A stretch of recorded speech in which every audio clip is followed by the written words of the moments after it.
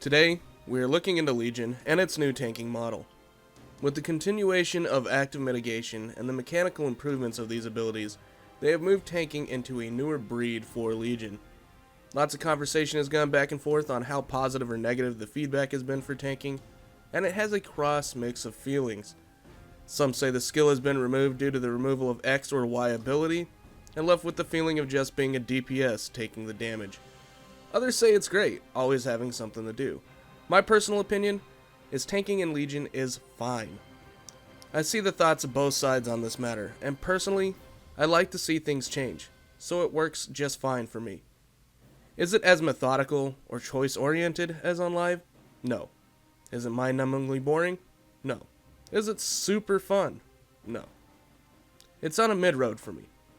What I will say, tanking is swapped to a point where there is a tank class for every level of skill.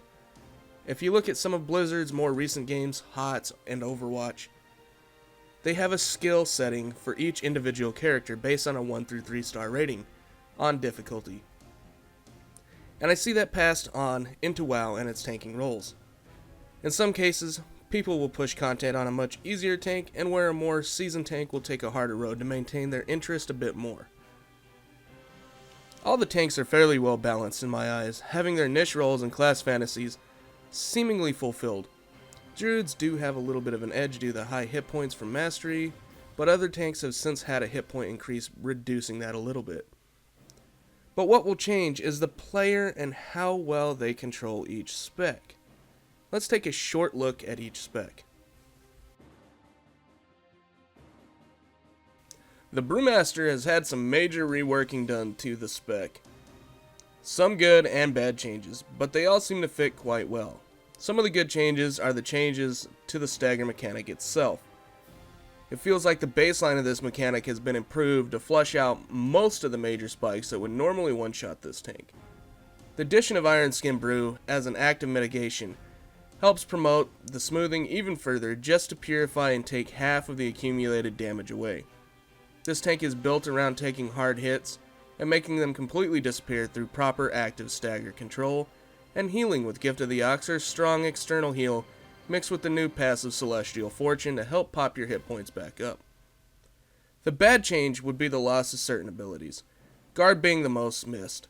Rest in peace. Some things have stayed the same, good and bad. The damage is still the highest amongst tanks, but the health is still the lowest, causing its window of survivability to be much tighter than most other tanks. The Prot Pally. The rework to this spec has simplified it quite a bit, making it almost spammable with the loss of holy power. Everything this tank does works around the reset and empowerment of another ability, allowing for some awesome damage and mitigation overall. Still, the tank with the most personal CDs on the market, this tank can survive just about anything. The bad part is they made this tank feel like a damage dealer more than a solid decision-making tank. The loss of holy power makes it to where you hit what's not on cooldown in a general priority list, tossing in Shield of the Righteous and getting some really high, almost passive mitigation. More skilled players will always save a charge of Shield of the Righteous for the oops moments, along with your personal heal to make for a solid pick-me-up in most situations. The Prot Warrior, still a super strong damage reducing tank. A few really good rework items came out for this spec. The rework of Spell Reflect was a much needed change for boss mechanic spells that could not be reflected, giving Prot Warriors some magical reduction. Still a very high physical resistant tank in almost every situation. Fast hitting or hard hitting, this tank does well with shield block and the reworked shield barrier known as Ignore Pain. Ignore Pain is a very interesting mechanic on its own. Much like Shield Barrier, it absorbs a very high amount of damage, but only 90% of the damage, allowing a bit of damage to be taken. The reason for this would be due to warriors returning to the era of having to take damage to build Rage. Rage is very fluent in this spec, and not as managed as it was in WoD due to this. Shield Slam, Revenge, and damage taken are how the Prot Warrior generates Rage now, and it will be spent mainly on Ignore Pain and Shield Block timing to reduce as much damage taken as possible. The negative to this spec is the loss of any controlled self-healing, unless spec'd into Impending Victory, or having an add to kill for Victory Rush. and rage regen, you will be missed. The Vengeance Demon Hunter. All tanks wrapped into one, or so it feels this way. This spec has the self-healing of a DK, the mobility of a warrior, the damage of a monk, the physical and magical reduction of a druid. Just an arsenal of abilities and talent choices to push this tank over the edge. Overall, it is a great tank in the right hands. I've seen some really solid demon hunters, and I've seen some really bad ones. In the right hands, the spec will be a top performer for all reasons mentioned, but has some skill caps also.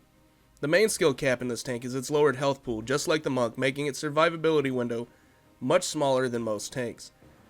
The timing of abilities also seems to be a much tighter window than most tanks, with demon spikes being purely physical damage reduction and a 15-second recharge, and empower wards reducing magic damage on a 20-second cooldown.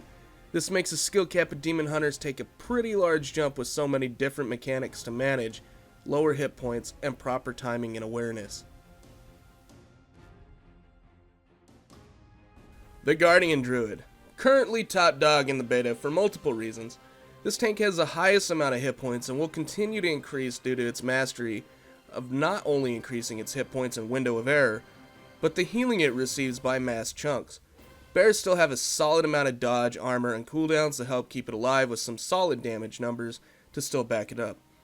The area this tank starts to take off at is its rage usage and what active mitigation to use at what time.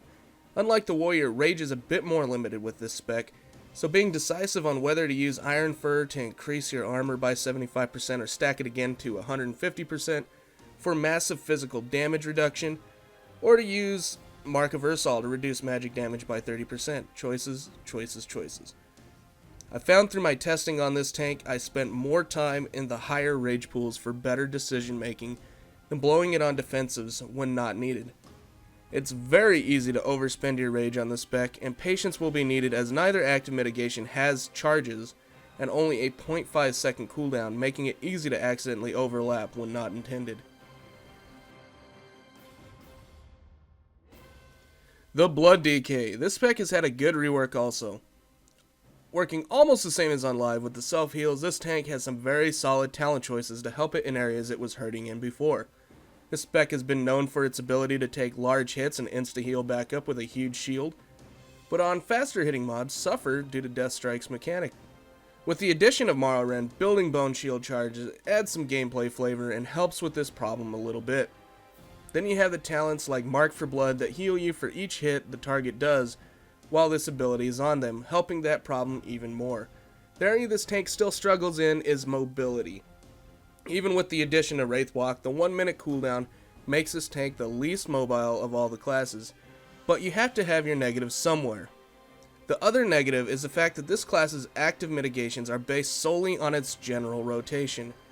Using runes on Morrowind to build Bone Shield charges is just one of the few abilities you will use to spend runes on, making it simple to keep up. And usually not wanting to cap runic power, if you have a low damage period, you will maintain some healing and shielding due to spending it on Death Strike, even when not after a huge hit. Blood also has the lowest damage baseline, only to get quite a bit stronger with some late game artifact power, as they have some of the highest damage increases based on artifact traits.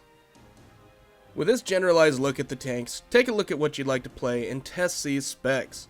Most of them feel quite different but seem fairly balanced, just feeling their niche out. Where the difference will lie is in the skill level of the player, and that's what we have here. I have set up a system like Blizzard has done with other games, giving my rating of the tanks based on skill cap and difficulty to play. 1 star being the easier of the tanks, and 3 being a much higher skill cap required. Harder is not always better to some people, but if you like progressing with a bit more challenge, you may want to try some of the harder tanks and see if they fit your style. If you would like to learn more about these specs, you can always click on the links that I've provided to take you straight to my full reviews of each spec. As always, I hope you enjoyed yourselves, and thanks for watching.